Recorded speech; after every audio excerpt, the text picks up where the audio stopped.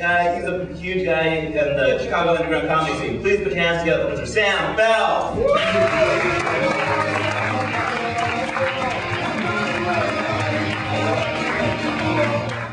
Not quite sure how to follow a gentleman like Charles, but we'll make it work.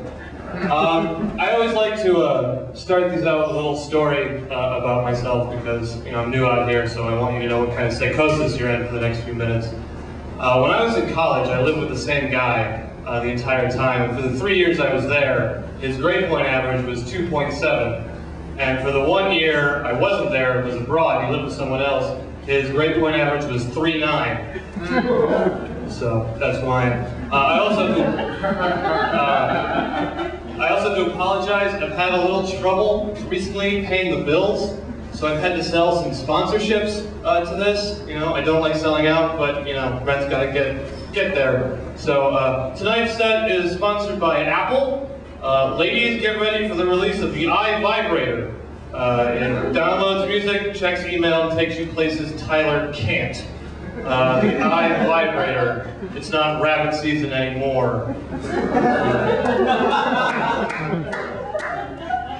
Also by Come On Back, the adult chiropractor. So that one takes a second.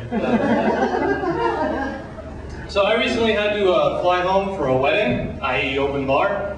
And on my flight back, because I'm a discount flyer, it had multiple stops. It was one of those from Chicago to San Antonio to Toronto to Caracas to Tijuana, ending with a parachute drop into Los Angeles after the pilot made an announcement that he was tired of being a number. But on the first leg of the flight, I had a middle seat, which I hate. I hate being surrounded by people. I don't mind small spaces, but I'm socially claustrophobic. I don't like people on either side of me. But most of the people got off the plane on the first stop, and it was Southwest, open seating, so I switched to an aisle seat. And right before takeoff, one of the flight attendants comes up to me and asks me, "How would you like to switch seats with a young boy so that he can sit next to his mother for this flight?" And I said, "Well, am I going to have a middle seat again?" She said, "Yes, you will, but I'll buy you a drink." And I looked at her and I said, "Only one?" And she said, "Yes, only one." So I thought about it for a second, and I looked at her and I said, "Well, what a wonderful opportunity to teach this young boy what a cruel world it can be. Life is nothing more than a series of being sat next to people you don't want to sit next to, and I think this is a perfect time for him to learn that." Needless to say, my food service during that flight would not be described as prompt. I am still relatively new here to Los Angeles. I moved out here about 6 months ago. It still seems like yesterday. Time flies when you're stuck in traffic and your dreams are dying. I have had my share of welcome to LA, now go home yokel experiences. The biggest one so far, I had my car stolen. But don't worry, I got it back about 4 days later. It failed its audition as a mobile crack house. Or for the grounding, so I don't want to limit its ambition. But in the past 3 years of my life, I've had my car stolen and my apartment broken into. I think that puts me a ID theft, a beating, and a shooting away from a victim's royal flush. Is that what that would be? I can't afford a security system for either of these. Cheers. I can't afford a security system for my apartment or my car, so I think I'm just going to start putting a copy of my bank statement on the doors to both of them. Just be like, "This is what you're robbing. I'm one of you. If this is a class war, this would be friendly fire, comrade." If that doesn't work, I'll just put a picture of a baby holding a puppy holding my bank statement on the doors to both. I can't imagine you can do any harm after seeing so much that's cute and helpless. I'd say it is one of the dumber feelings walking outside and finding your car has been stolen. You're wandering up and down the street where you swear you've parked, and you have your keys out, and you're sort of waving them around like the white flag of the world that they've now become. And you're wondering, how am I going to live the rest of my life with Alzheimer's? Because that's most of what happened. I forgot. Here's why. I just wanted to go to the store to get some milk, and now I can't seem to. And people see you doing this, you know, and they know what's happened, and they usually leave you alone. There's always one smartass who can't resist. He walks up to you and says, "What, you get your car stolen there, sport?" Now, if you know me, you know I won't let him get away with anything like this. So, you know, I have my keys out, and I just sort of looked at him like, "No, Jesus gave me these to open the box of life's answers, but I can't find it. You know where it is, sir?" Left me alone after that. So, I don't like to do jokes about my failures with the fairer sex. I find it a bit down the middle, although I think it's interesting that I think I've attained a level where anything would be beneath me. But, you know, I know where I rank with women. I mean, I'm wearing a hockey jersey in public. Come on.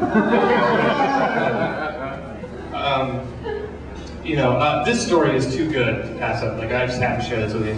I was at work, and there's this lovely young woman who I work with, and we've had many great conversations. And so finally, a couple nights ago, we were talking, and it was going on, and I just said, you know, "Do you have a boyfriend? Are you seeing anyone?" And she literally made this sound.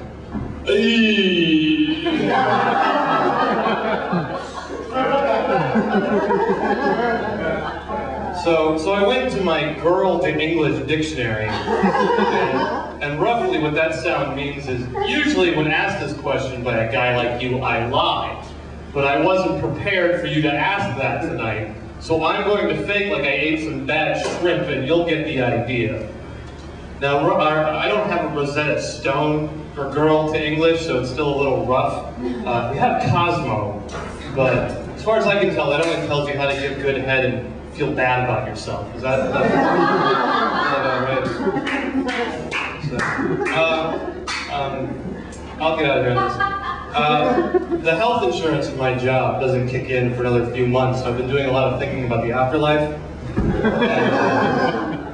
yeah, wondering if it's right for me. I don't get it. You know, I don't understand, like, the vision we have of the, at least the Anglo one, the Christian one. As far as I understand, there's heaven, whose CEO is God, and I picture him to look like something between Willie Nelson and Sean Connery, gray, dignified, confidently sexy. And then there's hell, whose president is Lucifer. Don't know what he looks like. And he was thrown out of heaven for insider trading. And you know, I don't really understand. You know, if you live a life in defiance of God, why would Satan make you suffer? Wouldn't you be his type of guy? You know, is he still trying to get back in God's good graces? It's like been thousands of years. That's a lot of unreturned Evites and voicemails. You know, then you get the point. Like, on a smaller scale, when I was expelled from school in 7th grade, I didn't hang around outside and round up any other suspended kid and make them do law division. You know, we went and smoked pot. Like, I didn't wash the principal's car. I set it on fire. You know? Like, I just don't get it. Like, I would just think the devil would want to hang out with me. Like, I'd show up and be like, "Whoa, a gambling addicted, drunken porn freak, get in here!" You know, we gotta hang out when I'm, you know, less busy. I'm very busy these days. Cheney, you understand. Anyway, here's a Jameson on the rocks, on me, and we have a variety of tits you can snort coke off of. Don't worry, all underage, down here, that's okay. So make some go. What's that? No, we need tons of teenage girls down here. Have you seen MTV these days? No. They know what they're doing. I thought the same thing. No. Go ahead, try one out. I don't mind. So, anyway, my name's Sam. You guys have a good night.